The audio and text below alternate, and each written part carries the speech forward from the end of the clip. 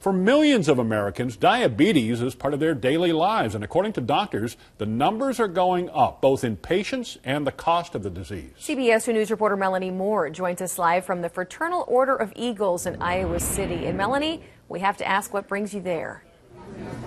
Janice Bates. Tonight, the Eagles is raising money for spina bifida, but recently the organization raised a substantial amount of money for local diabetes research. $25 million, which is the biggest undertaking the Eagles have ever done. After 6 years of fundraising, Eagles has its name on the university's new Diabetes Research Center. And former President Joe Rowe, a diabetic himself, helped raise that money. It's an epidemic, pretty much. The more people that have it every year is unbelievable. University endocrinologist Dr. Robert Spanheimer says there are 25% more diabetics than 5 years ago, and that is part of a 40 to 45% increase in cost in managing the disease.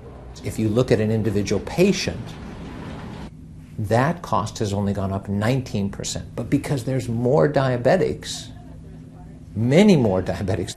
He says the greatest cost is hospitalization. Insulin, glucose meters, test strips, and new medications are expensive too. But Spanheimer hopes they help prevent more serious health problems later. What about the next 5 years and the next 10 years when they start developing their complications? Costs are going to rise even more.